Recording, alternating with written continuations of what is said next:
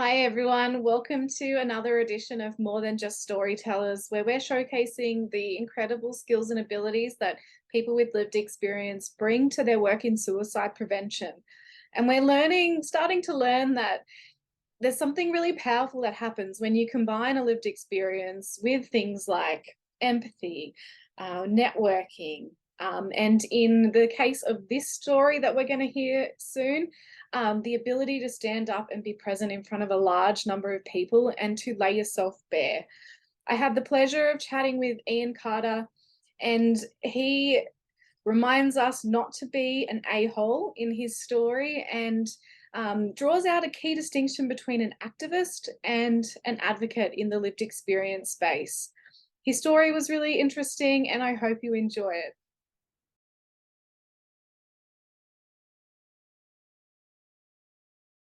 Look, I think realistically, lived experience does really help shape with the way people think about things. So being involved in lived experience as a whole, being involved in this project allows me to give something back and help others really sort of think about what it is that goes on in people's lives when they're in that dark moment.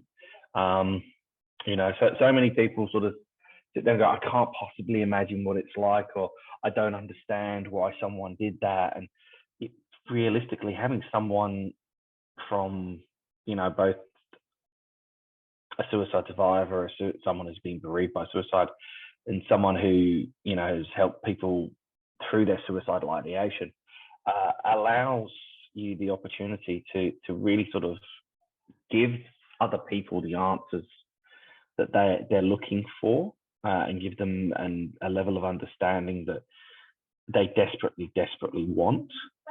And that's how I started in the whole lived experience program. And we met on one of our very first outings and workshops together. And since then, I've found I've had the opportunity to get more involved with the policy building side of stuff, the decision makers, where perhaps that sort of unknown quantity of influences into what drives people down those very dark paths. Actually, where we can get to, and have them understand that perhaps those actions that they think are helpful ultimately aren't, and to try and remove a bit of the term, the a-hole factor. We have a lot of delineations and deviations and reasons to be separated in life. Oh, a second, Mary, just wait until I finished, okay, darling? I got the kitchen right next to me, so my daughter's doing her chores with the dishes and things like that. So getting back to that, by being able to sort of highlight to people that you can have all the policies in the world, you can have all these great mantras, motivational moments, and so on and so forth, but it really doesn't mean spit if you're just an a-hole. I've in my line of work, I see a lot of people going through the motions of ticking off the boxes, and like, as a leader, I should be doing this and this, and this is what doctrine tells me I need to be doing right now. But the reality is there's no empathy in it. There's no congruence in those actions. What we get through lived experience and through advocacy is we get people to understand why congruence is really important in those moments and the difference it makes. I very strongly believe that there are two types of people that get involved in trying to help out the world. There are your advocates and your activists.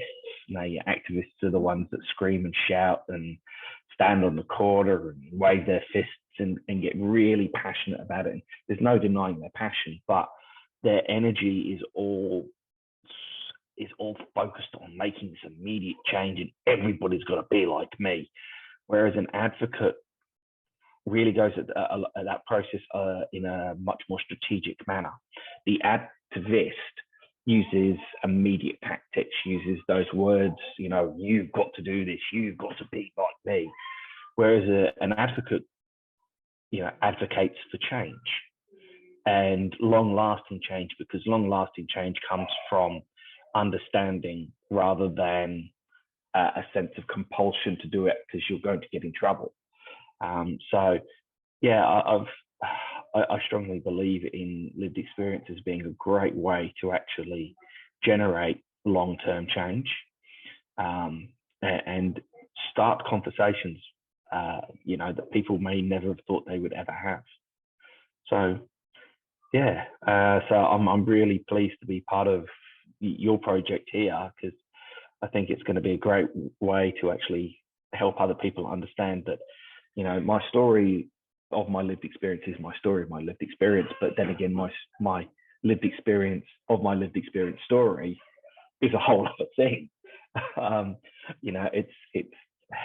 It has its own twists and turns. And, the first time we met, if you'd have told me at that point that 5-6 years later I'd be doing what I'm doing, I would never have believed you. It was just so far beyond the realms of possibility, that I couldn't believe it. I was a broken man trying to sort of find his way back into normalcy, or whatever people consider to be normal. And today, this year, I've stood in front of the Deputy Chief of Army, and other very senior members of the ADF, and told my story, and told them why my story is important, because it's the story of many, many others in the Defence Force. And this is what we need to do. This is where we need to move. This is why we need to do it. So yeah, it's been a wonderful journey, and I'm really very, very humbled to have been asked to be part of your project. And we'll see how the rest of this goes and what questions you throw at me. But no, it's sort of where we're at the moment.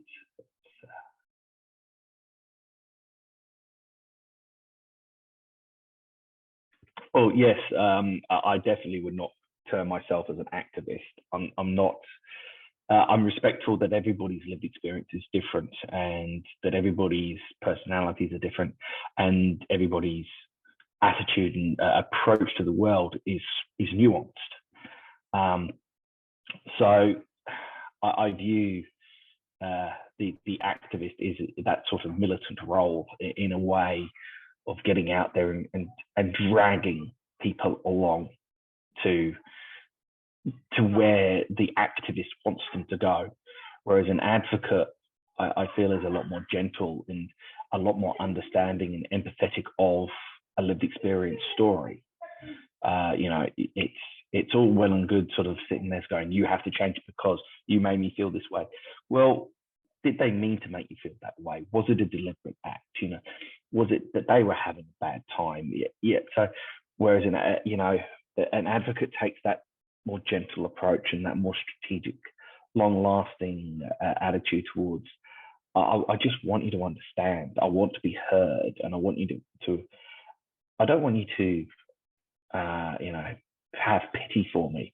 I want you to have empathy. And the only way you can have empathy for someone who's going through what I've been through, or what someone else is going through, is to actually understand it, rather than just standing there screaming at them, telling them you're a bad person. But, there are very few people in this world that are genuinely bad.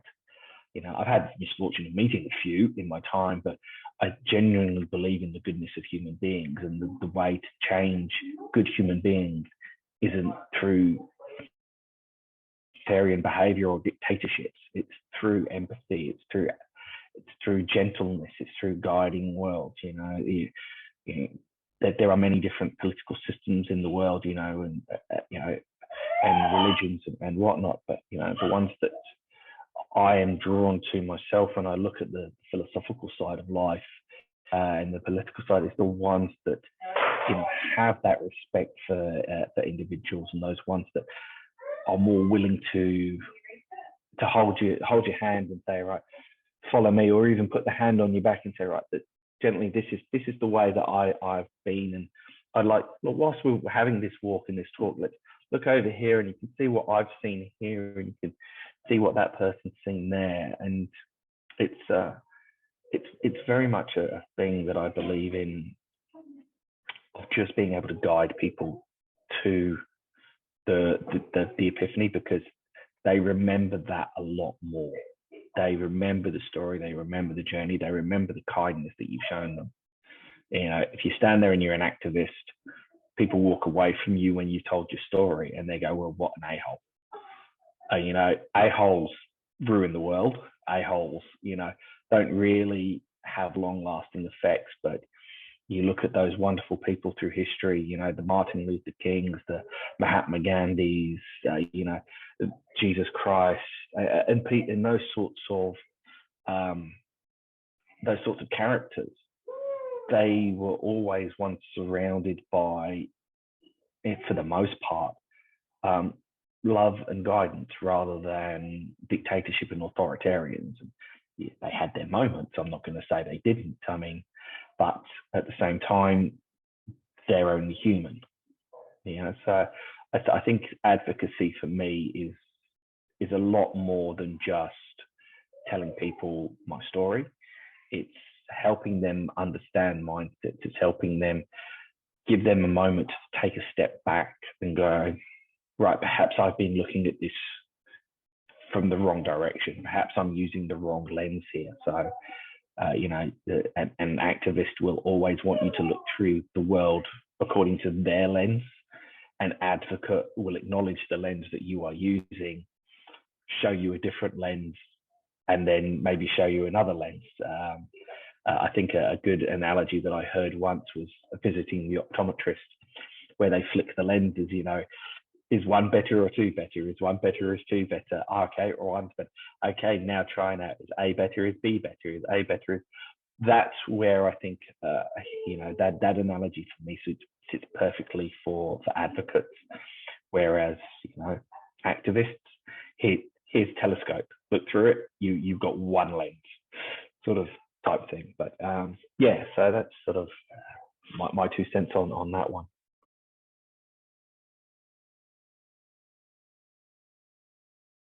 I have many different presentations that I give. So if I'm giving my lived experience, I like to challenge my audience. I stand there and I give them my 3 stories. And I actually ask them to tell, I challenge them to say, right, I want you to now look in my face, look in my eyes, and tell me which one of my stories I actually took my life. I actually went through the process of, and I choose these words very carefully, executing my plan. And then I get a bit of conversation there, and all of a sudden, when you see that, and they're like, right, I've really got to think about this, and that empathy starts to really kick in when it's like, okay, I can see why you got to that point at that time. And so building on that, once we've done the big reveal, we've had a bit of a chat, and we then say, right, this is why suicide isn't not always the answer, And I go on with what has happened in my life since the actual time I tried to take my own life. And then I talk about, the other things that have gone on since, my other stories as well, and, all that. So I build that sense of trust, that sense of intimacy, and that sense of empathy through those sorts of activities. And then we talk about, then we move into resilience building and all those other little things, and try and give them a bit more of a happy ending, because it's very confronting when you've got someone stood in front of you saying, right, I want you to tell me when I tried to kill myself.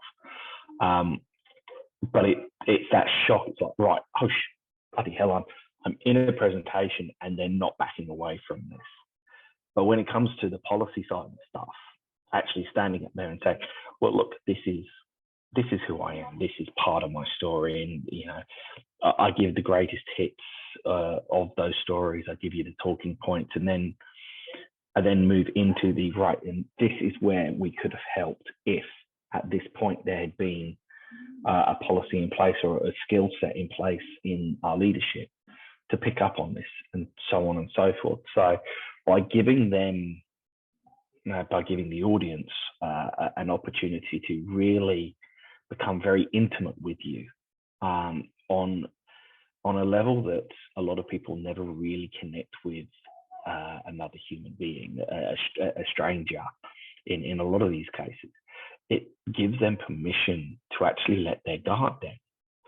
And when their guard comes down, and they are far more open to looking at life through these different lenses.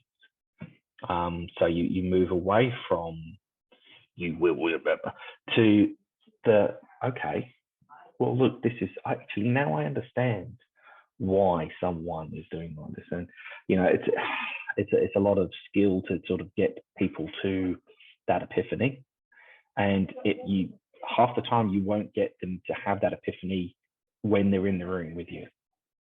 The beauty of the lived experience talk and the advocacy side of lived experience is by getting people to think about the story the day after, the week after, the month after, or at some point in the future, where they suddenly sit there and they go, do you know what? Now I get it. Because I've never met anybody that sat through a lived experience presentation and not taken something away from it. And I've sat in the back of other people's lived experiences presentations, and even having done this sort of stuff for over 5 or 6 years now, I still find it really interesting and humbling to listen to other people's stories. And that's a phenomenal thing. I continuously grow through this, and I take those moments. I see what they do and how they are honest with themselves, and how the audience reacts to them guiding them through their story. And that's the trick to it, is guiding people through the story so that the empathy is there and the advocacy can take place. Whether it is immediately afterwards or whether it is 6-7 months down the track. People remember. People really do remember, and I've been very humbled to do the work that I've done because people have remembered. I've got a situation. I'm presenting to a course at work next week, and that's come about because one of the ladies that's running the course saw my presentation about 5 years ago, and she's like, hey, we've got some dead time, can you come and do this? And when I said, well, what kind of presentation do you want? She goes, I want you to do the one that you did for me, because I really remember that. And that was the one where it's like, here's my 3 stories. Which one did I go? And the fact that this many years later, that one person's like, I remember it so well. I want other people to see it. I'm happy I just happen to be in the right place at the right time, and you're here. Can you please come and do it? So, yeah. So I think the advocacy side for me really works because it's congruent to who I am. I wouldn't be myself, and a lot of people, when they do lived experience presentations, you need to be true. You need to be true to yourself. You need to be honest, because if you're not honest, people see through it in a heartbeat.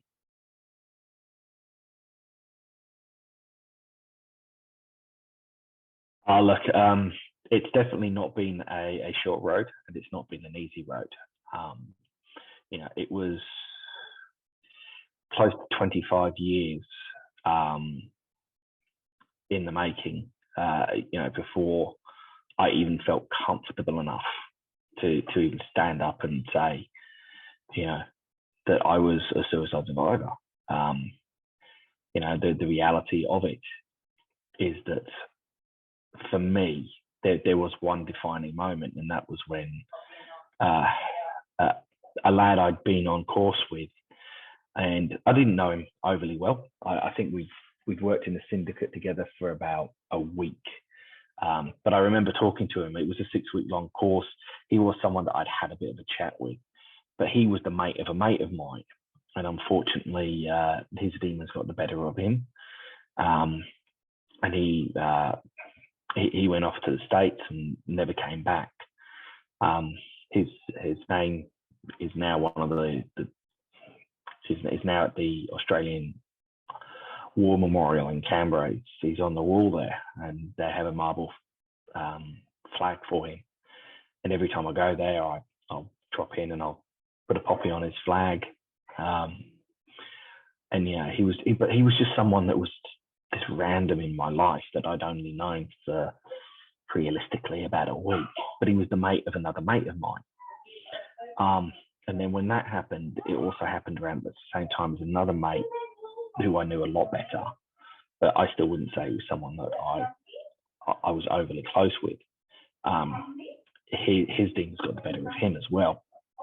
And we were doing the annual suicide awareness training, and there was just this moment in me of just pure, I want to say rage, but rage wouldn't be the right word. It was that moment of just like, enough is enough. Enough is enough. And we got to the end of it, and like, has anybody got anything that they want to? And I was brand new to these 2 units. I was working in a very bizarre role where I'm a liaison officer to one group of units, but I belong to another unit. So I had to do this presentation twice, and I just stood up in front of a room full of strangers, and I went, all right. And I just said it. And I said, look, I am a suicide survivor. Please, if you are anywhere near this, do it. I mean, it was nerve-wracking. I was shaking. And it was that, but at that point, it just seemed so right. It seemed like the right time. It was, I'm not going to say it was a calling. There wasn't a light that shone through the window. It wasn't that moment from the Blues Brothers where, John Belushi stood there and the light comes through. Like, I've seen the light. It wasn't like that at all. It was just this internal sort of moment of like, if you don't speak up now, you will regret this for the rest of your life. And I said today to someone at work, and I've had many moments over the last few years where I've gone, right, this is what fate saved me for. If this is what fate saved me for. If I walk away from this advocacy stuff tomorrow, I can be happy. And then those moments keep happening. It's just like the next one. And that has given me a lot of confidence, is that somewhere from having that moment of, I've got to speak up because I can't see another one of my mates die, to standing in front of the Deputy Chief of Army, looking her in the eyes and saying, this is what we need to do to help save lives. There's been this long journey now. I've gone and I've done workshops, and that's how we met, through Roses in the Ocean.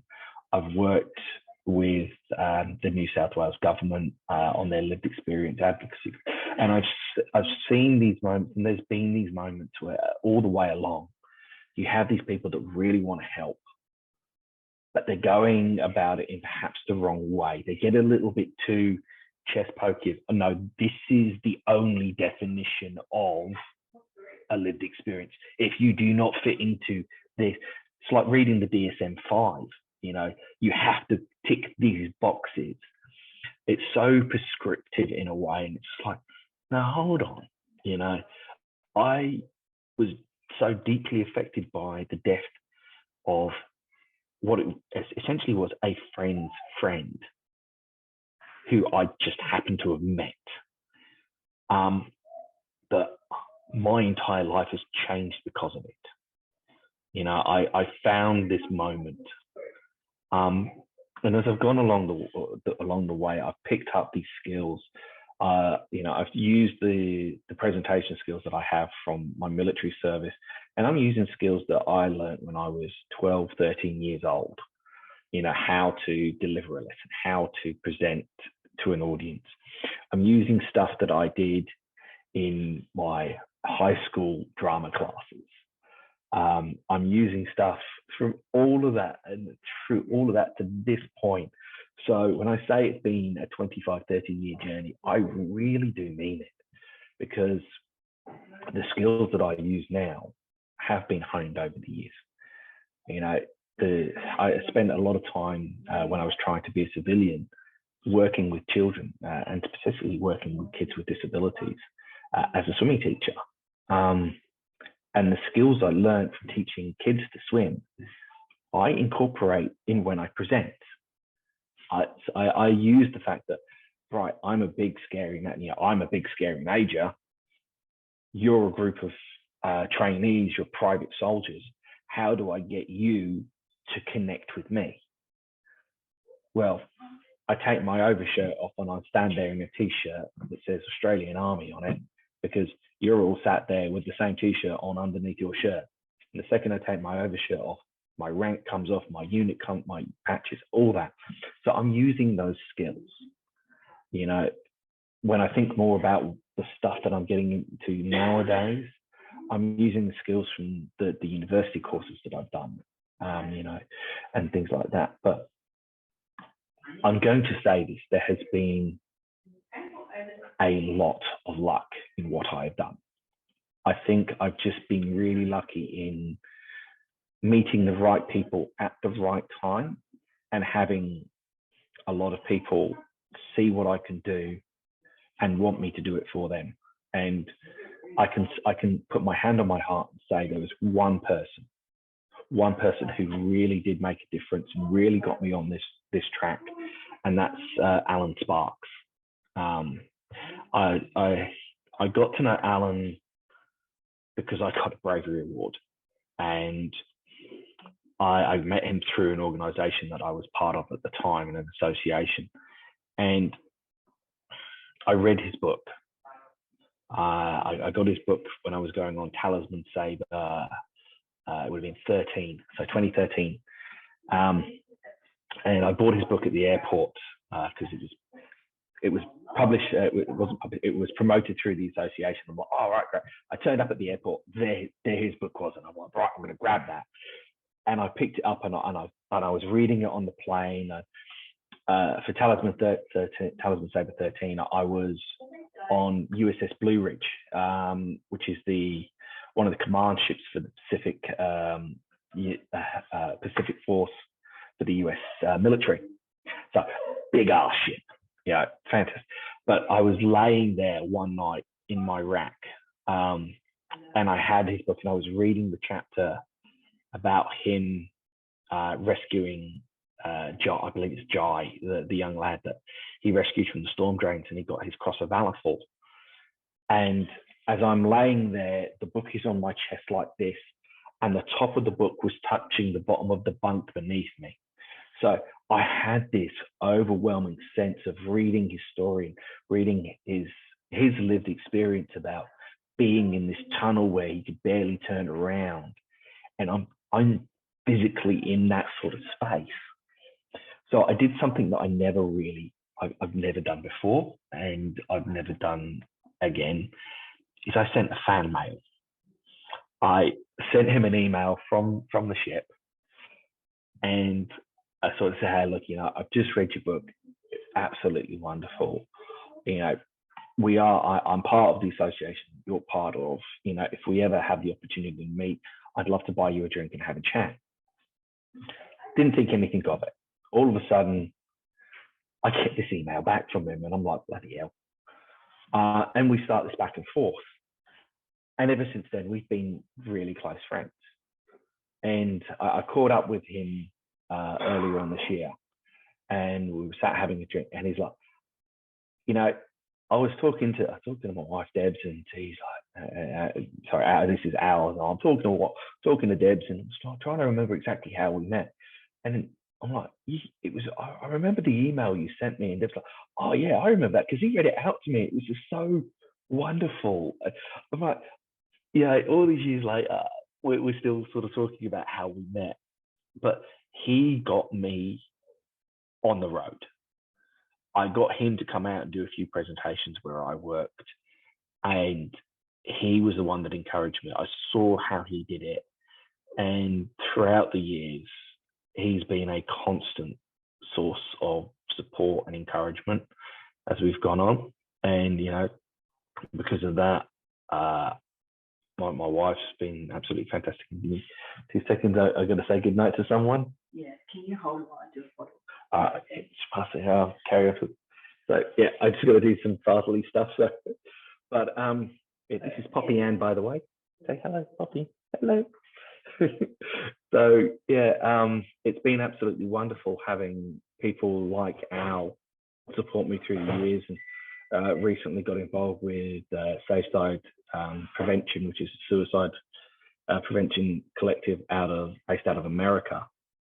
And Tony Pisani, Professor Tony Pisani, is another big supporter, who's encouraged me and coached and really polished the stuff that I do now, and moved it away from presenting a lived experience to get people to be empathetic, to doing the policy sort of stuff and helping shaping the strategic thinkers and the policy makers. So I've been really, really very, very lucky to have them on board and to support the whole way through. And if it wasn't for people like that, I definitely wouldn't be where I am today. And if it wasn't for people like wee Poppy here, I don't know what my motivation would be like sometimes. But anyway, I'm just going to say good night. All right, oh, money. There we go. Night, night. So She's so cute. She's a little angel. And part of my journey is very much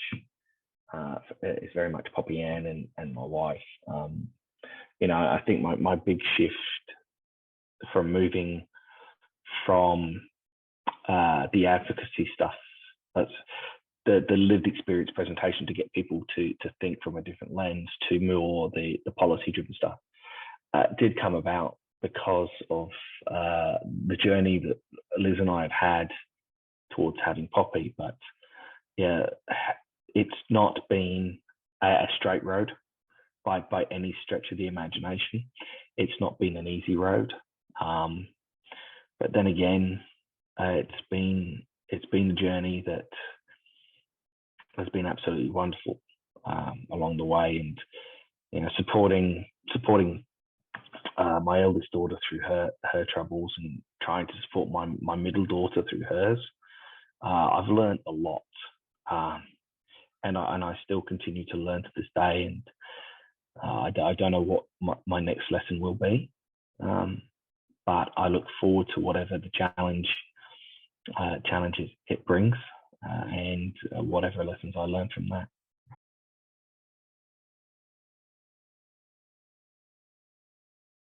Look, I think the most important thing for people to understand about lived experience is that it's just that. It is a lived experience. It doesn't meet a single definition. It is a dynamic, and it's an organic capability. It's that can be used both to help people understand and to help people really develop better policies, procedures, care arrangements, and the like. It is not just a teaser to a presentation. It is a presentation. It is a message in itself. And I encourage anybody who thinks that a definition should be so definite, that to take a step back and think, what is it I'm trying to achieve here? Am I trying to be an advocate, or am I trying to be an activist? And in suicide prevention, activists, I don't think they work. That's my personal opinion. I think advocates do so much more, and because they have that ability to change long-term thinking. And there you have it, another story as part of our More Than Just Storytellers campaign. I hope you're enjoying these videos as much as I'm enjoying recording them. It's so great to meet such an incredible variety of people with lived experience who are doing really fantastic things in the suicide prevention space. I hope to see you again soon for another one of these videos.